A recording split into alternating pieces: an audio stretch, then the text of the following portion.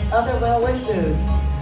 We are excited about Satisfied Saturday, and on last week, our viewers hit 1,000, over 1,000, and so that is very, very encouraging.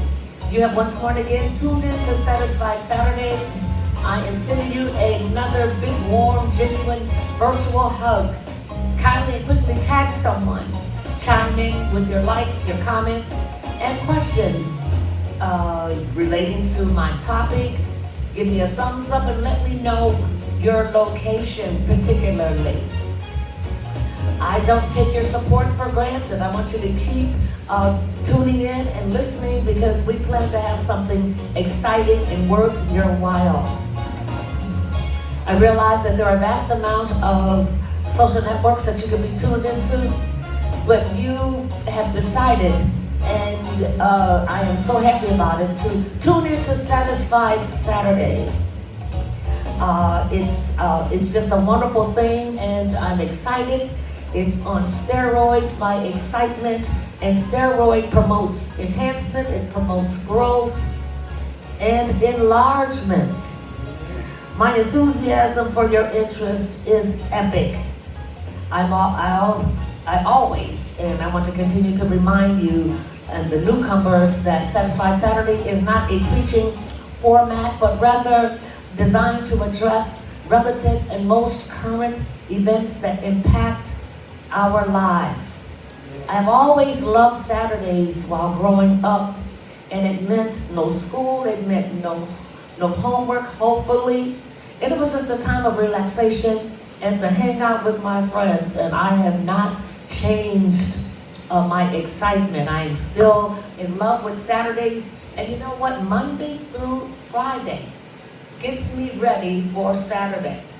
And so Satisfied, thank you so much, Bishop. And so Satisfied Saturday is my baby, and I love it. The word satisfied means to be well pleased, it means to be satisfied, it means to be gratified, and it means to be delighted and full of joy. At the close of a week and you wake up on Saturday, it is a sigh of relief that you have not only survived, but you have thrived. All of the things, the incidences, the coincidences, the car accidents, the telephone calls in the middle of the night, so many things can just upset your week. But you have survived, and not only survived, but thrived. You woke up and your family was in check, and you latched on to the positives, you let go of the negatives.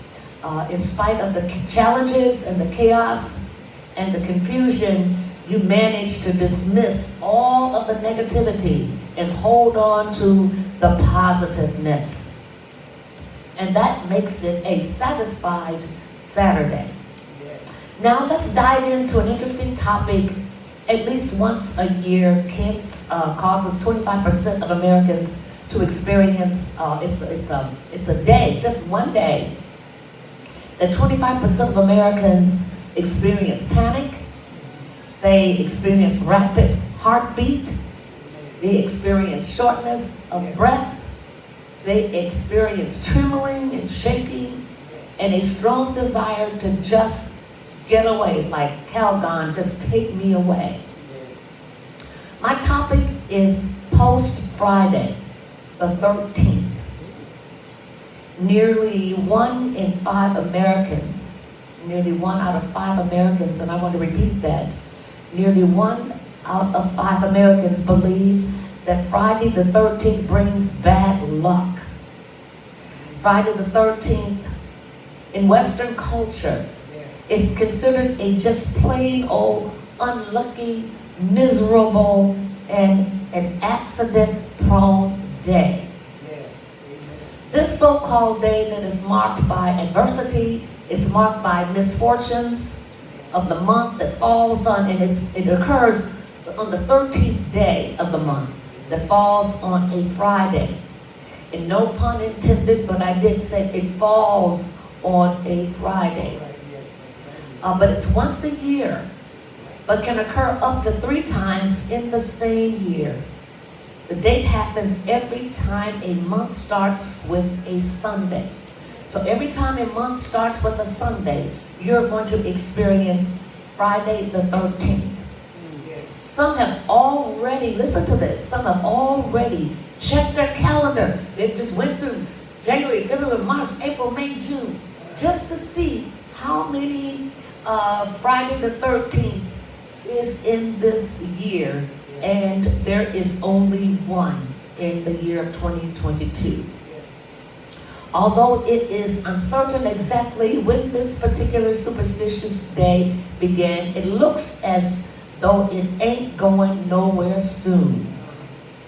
People who have a fear of heights are acrophobic, while people who fear darkness are nyctophobic. People who fear crowds are agoraphobic. And people that fear Friday the 13th suffer from triskaidekaphobic. I almost had an attack just trying to pronounce that word, but it is triskaidekaphodia. That's triskaidekaphobia. 25% of Americans are very or somewhat superstitious. Some are also so crippled by this fear of Friday the 13th that they actually lock themselves inside and call in sick from any obligations. If they're working, they call in sick. If they have to go get groceries, they put it off until the 14th. They are crippled, absolutely crippled from the fear of what's going to happen on that particular day.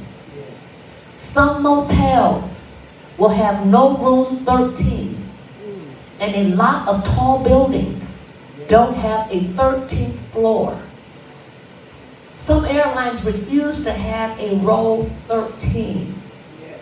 They will jump from 12 to 14 in their airplanes. It gets even more complicated, and for many more serious, some people will not even under any circumstances, when they have 13 guests at the dinner table, if for some reason the dinner list is 13, some have been known to prop a teddy bear in a seat to make the number of guests up to 14.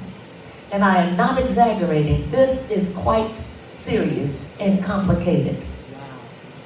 Airline tickets, prices tend to dip on Friday the 13th, and I give you one guess as to why. They fear the plane falling.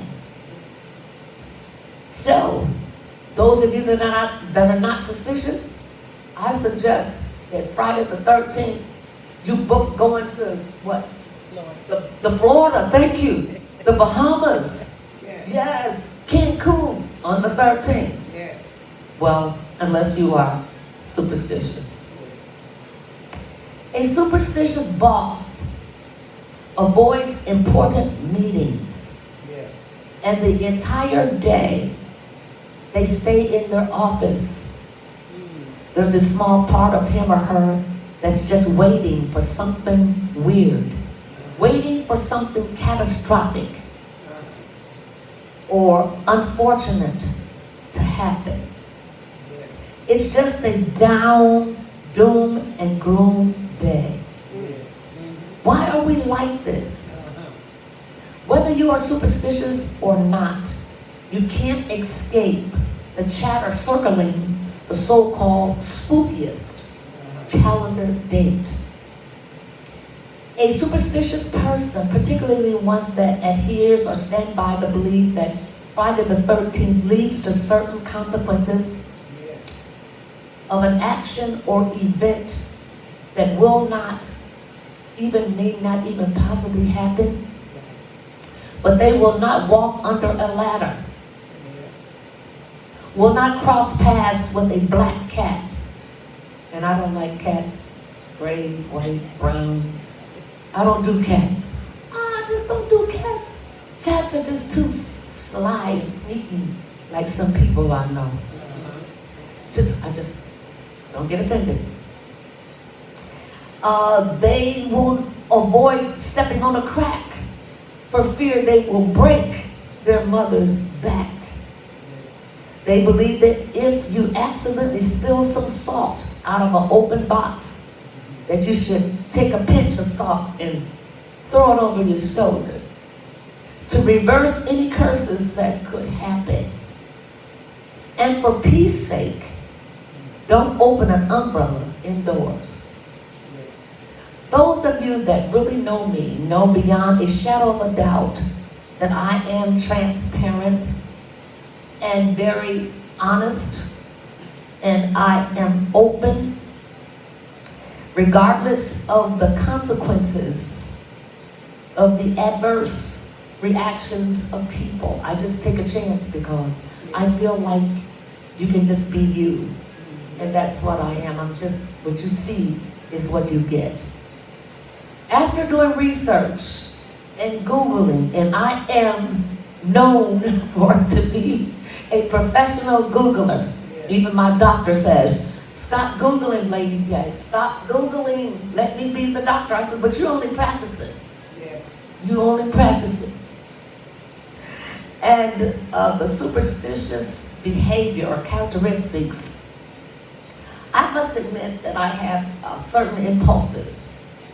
May I say I am guilty of certain impulses that are embedded in my conscious. Now don't judge me, but it probably stemmed from something way back. Don't judge me now unless you are perfect. But I avoid stepping on cracks. And I avoid opening up an umbrella indoors. Don't judge me. I will not walk under a ladder. We're having some work done on our house, and there was a ladder, and I was like, they were walking under the ladder. I said, no, don't walk under the ladder. But something did happen to me that was sobering. Normally, I do get an eerie feeling on Friday the 13th. Being honest, kind of creepy. Nothing exaggerated, but just say that I am cognizant that it is Friday the 13th. But yesterday, check this out, which was Friday the 13th. I did not connect the date. I did not connect the dots with anything creepy, with anything scary, or having the thought that I should be a little cautious. This is the first time that I can remember this ever happening. Now, Lady J knows about phobias. I am very aware of phobias. As a matter of fact, I suffered from agoraphobia. It's an anxiety. It's a disorder in which you avoid crowds and any situations closed in that may result in a feeling of helplessness or being trapped and cannot get out alive. I suffered from this for years. I'm going to give you a little history, not very much, because I want you to get the book, Will There Be Any Coffee in Heaven? And you will hear the entire story about my agoraphobia. I found out that there is a cause for this traumatic phobia, or false evidence appearing real. I was always quite visible, and to an extent I still am. I didn't choose it. It's just what happened. I was a musician, and you know, all eyes are on musicians, especially if you take your craft seriously. And me being a woman, I was the only woman back in the day that played the organ, really played the organ in the church. Back in the day, I was the only woman, I was the only female that would slide on the organ and take my pumps off and kick the pedal, and I was the only woman, to my knowledge, in this area. And plus a singer, and somewhat, not bragging, but somewhat, relatively easy on the eye. Without going into details, I was talked about negatively. I was judged incorrectly. I was despised prematurely by church folk. And I want to let you know, and I'm being very honest, and I am not afraid of anybody out there, so you cannot harm me, because God has his arms wrapped around me, and there is a fence that's built around me, so you cannot harm me. But church folk can wreak havoc on you and send you into a psychological tailspin because of jealousy and envy and strife and competition and trying to outdo rather than celebrate, they tolerate. This caused, and I went to the doctor, and this caused me to slip into agoraphobia. I had a fear of even going to church. And before I would go to church, I would take tranquilizers. Hear me, please. And my doctor is probably listening that prescribed my medication. Before I went to church, I had to take medication in order to deal with the adverse circumstances that's in the church. The visible church, not the on this rock I build my church, but the people. I was on medication for years because when you have a fear of when you have agoraphobia, you fear what people think about you. You fear about what the crowd is saying. You fear about the consequences that you're going to inherit. And so, because of that weakness and because of that deficit, you tend to go to medication. And so I was on medication, going to church for years. Read my book, and a sidebar, read my book and you will understand. But this week, I was on a fast, and I was on a fast Monday through Friday. And it's ironic that Friday the 13th, I ended my fast on Friday the 13th. And it was a real victory for me. I was so into what I was doing in my mind, my mental, the stability of my mind. I incorporated positive things. And because of that, I eliminated the negatives. And so I did not even sense that it was Friday the 13th. Friday the 13th, as I said, it's a day that you feel an impending sense of danger. Please allow me to quote a scripture, and this is not a preaching format. I think we have enough preaching, and I would like to see some of the preaching rather than hear some of the preaching. But allow me to, if you will, quote a scripture. The scripture is found in 2 Timothy, the 1st chapter and the 7th verse, and it's probably the most quoted scripture. People have memorized it. And the scripture says, "For God has not given us the spirit of fear, but He has given us a spirit of power and of love," I hear you, Bishop, "and of a sound mind." Now, a sound mind is a disciplined mind. You have fear, but it's not to the extent that it cripples you. You fear dogs, you fear snakes, and you fear God. But this spirit is disciplined, and it's disciplined by power and love. Superstition is all in the mind. It's mind over matter. Friday the 13th is most people's least favorite day of the year. But listen, it's the day that our Creator made. And we're supposed to rejoice and be glad in it. I want to let you know that I am no longer suffering from agoraphobia. Completely delivered through prayer, through my husband praying for me and understanding, because it was hard to deal with, because we attend huge meetings with thousands and thousands of people.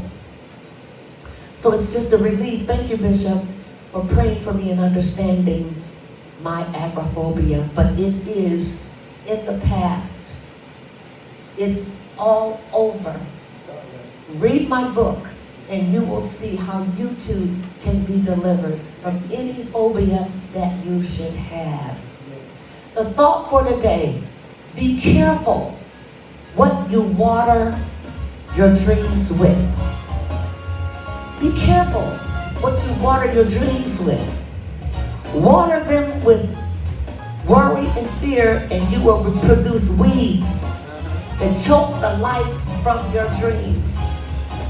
I want to let you know that dandelions automatically comes up. You don't have to water them. You don't have to fertilize them.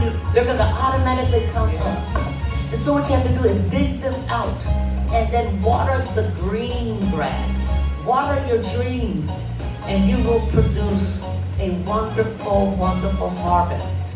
Now I want you to go out and make it a fabulous, fantastic, satisfied Saturday.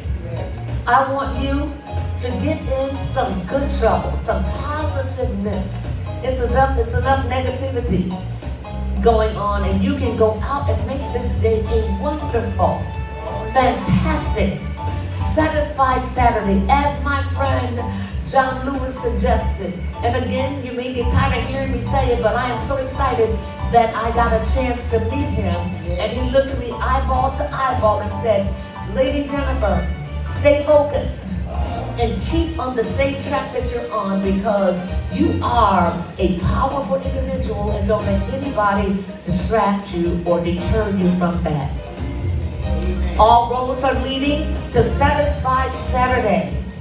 See you next week at the same time, the same place, for the same reason, and that is making a mark that cannot be erased. That's an indelible mark that cannot be changed, that cannot be erased.